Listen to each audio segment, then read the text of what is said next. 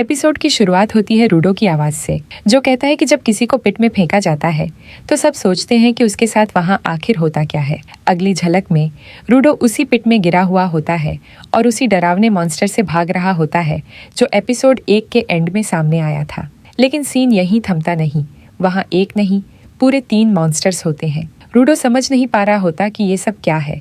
उसे लगता है जैसे वो किसी कचरे के ढेर में फंसा हुआ है। तभी एक मॉन्स्टर अचानक उस पर अटैक करता है, लेकिन रूडो फुर्ती से जंप मारकर बच निकलता है। अब एक एक करके बाकी मॉन्स्टर्स भी उस पर हमला करने लगते हैं, लेकिन रूडो चालाकी से खुद को बचाता रहता है।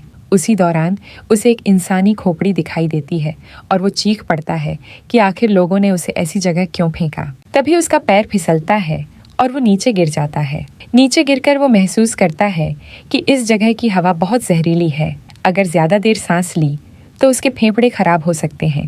अब रूडो का सिर्फ एक ही मकसद होता है, किसी भी तरह इस जगह से बाहर निकलना। लेकिन उससे पहले उसे एक सुरक्षित जगह तलाशनी होगी। हालांकि वो सोचता है कि क्या ऐसी कोई जगह यहाँ है भी। जैसे जैसे मॉन्स्टर्स उसकी तरफ बढ़ते हैं, रूडो के मन में डर तो होता है, लेकिन तभी उसे रेक्टो की याद आती है। उसी पल उसके हाथ में एक अजीब सी एनर्जी फील होती है और वो खुद से कहता है कि उसे अभी बहुत कुछ करना है। वो एक लोहे की पाइप उठाता है और गुस्से में कहता है कि जिन्होंने उसे अपराधी बनाकर पिट में फेंका, उन्हें सबक सिखाना होगा और सबसे पहले उस इंसान को ढूंढना होगा जिसने रेक्टो को मारा। अब लड़ाई शुरू होती है। रूडो पाइप से मॉन्स्टर्स पर वार करता है। एक बार वो मॉन्स्टर उसे जोर से पटक देता है, लेकिन रूडो जल्दी से उठता है और एक भारी पाइप उठाकर फिर से हमला करता है। तभी उसे एहसास होता है कि वो एक मॉन्स्टर के ऊपर ही खड़ा है। उसे फिर से सांस लेने में परेशानी होने लगती है और गुस्सा भी चरम पर होता है। 2 मॉन्स्टर्स एक साथ उस पर टूट पड़ते हैं, लेकिन रूडो के हाथ में फिर वही एनर्जी आ जाती है। वो एक मेटल प्लेट से मॉन्स्टर को चीर देता है और उसे मार गिराता है। लेकिन अब तक रूडो की हालत काफी बिगड़ चुकी होती है और तभी एक और बहुत बड़ा मॉन्स्टर उसके पीछे आता है। रूडो लड़ने की बजाय अब भागने लगता है। वो मॉन्स्टर जोर से जमीन पर हाथ मारता है, जिससे पूरा कूड़ा कचरा हवा में उड़ने लगता है और रूडो भी। फिर रूडो की आंख खुलती है और वो देखता है कि उसके सामने एक अजीब सा आदमी खड़ा है, अम्ब्रेला लेकर। रूडो सोचता है, अब ये कौन है? वो आदमी रूडो को उठाता है और उसके मुंह पर एक मास्क पहना देता है। जैसे ही रूडो मास्क पहनता है, उसे राहत मिलती है। अब वो ठीक से सांस ले पा रहा होता है। रूडो उसे सवाल करता है कि वो कौन है, ये जगह क्या है और ये मॉन्स्टर्स कौन है। लेकिन वो आदमी रूडो को चुप रहने के लिए कहता है। रूडो फिर पूछता है तो वो चिल्लाकर बताता है कि वे जमीन के नीचे नहीं, ऊपर है। वो बताता है कि यहाँ दिख रहा सारा कचरा स्फीयर वालों ने फेंका है। पीछे जो मॉन्स्टर्स हैं उन्हें ट्रैश बीस्ट्स कहा जाता है। ये कचरे से बने होते हैं और आम हथियारों से इन्हें नहीं मारा जा सकता। ये आवाज पर रिएक्ट करते हैं, इसलिए वो धीमे बोल रहा था। तभी वो अपनी छतरी को हथियार में बदलता है और कहता है, अब वक्त है गंदगी साफ करने का। जैसे ही एक मॉन्स्टर अटैक करता है, वो अपनी अम्ब्रेला को घुमाकर उसे गायब कर देता है। रूडो हैरान रह जाता है कि ये अम्ब्रेला आखिर है क्या चीज। इसके बाद वो आदमी और भी ट्रैश पीस को मारता है, एक के बाद एक। रूडो उसे देखकर सोचता है कि अगर उसके पास भी ऐसी पावर होती तो वो उन लोगों की हालत खराब कर देता।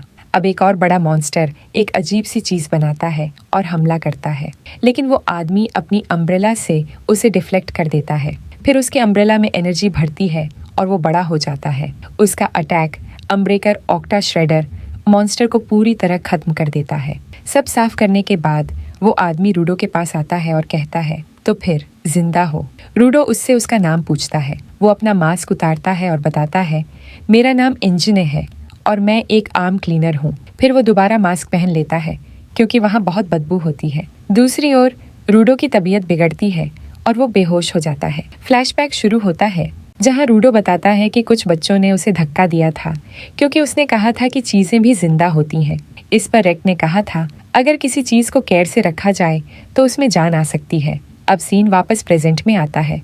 रूडो की आंखें खुलती हैं, लेकिन वो देखता है कि उसे चेन से बांध रखा गया है।